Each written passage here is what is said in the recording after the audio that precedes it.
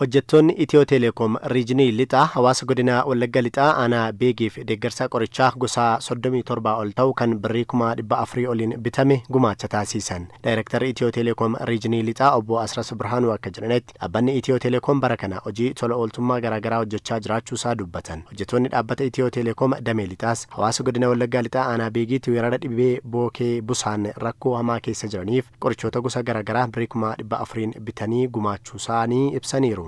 Yeroo ammaa kanatti godina Wallagga lixaa aanaa beegii irratti jechaadha.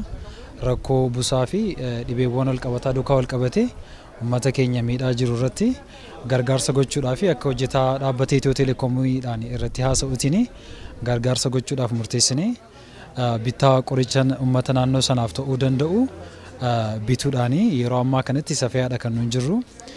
Tilmaamni immoo qoricha kana ittiin bitne akka dhaabbata kanatti jechaadha. Naannoo qarshii 400 jechaadha akka waliigalaatti kan bitame.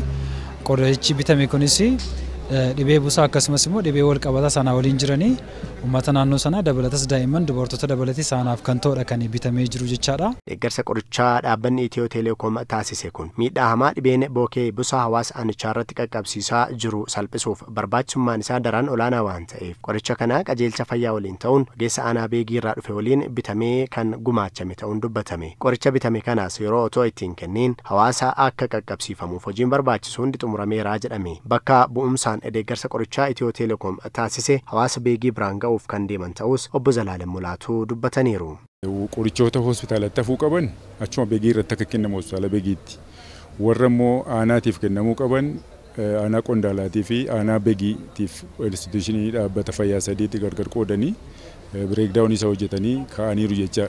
Nuti amma gaafa dhannu qaama mootummaa bulchiinsaa fi ogeessa fayyaa dabalannee iddoonni jedhame kanaan ga'uudha jechuudha gaheen keenya isaaniif kennama jecha. Hojjettoonni Itiyoo Teleekoom riijinii lixaa deeggarsicha taasisan yaada kennaniin uummata keenya miidhamaa jiraniif dirmachuun rakkoo isaanii hanga humna keenyaa qooddachuuf miindaa argannurraa qoricha kan gumaacha taasifneerra jedhan. Hojjettoonni kunneenis dhaabbileen naannoo kana jiran kan biroon deeggarsa hawaasaaf taasifamu akkasirratti otoo hirmaataniitii gaariidha jechuunis dhaamaniiru. Dhukkuba weerara busaadhaan baay'ee miidhamaa jiran naannoo beegiif naannoo isheetti argaman gargaaruudhaaf murannoo yookaan kaka'umsa ofii keenyaan istaafii keenyaan kaaniiti kan gochuu barbaanne gochuu keenya immoo itti fufnaa jechuudha. Deeggarsa kana gochuuf immoo kan nu kakaase inni tokkoffaan gartokkoo keenyatti achi miidhamaa jira waan ta'eef namoota kana gargaaruudhaaf namoota miidhaman Itiyoo Teleekoom beekamaadha. Yeroo baay'ee wajjin dhaabatee bira dhaabatee gargaarsa gochuudhaaf miidhama lammii keenya yookaan quuqama lammii keenyaaf qabnudha deeyyaadhaan kan nu kakaase.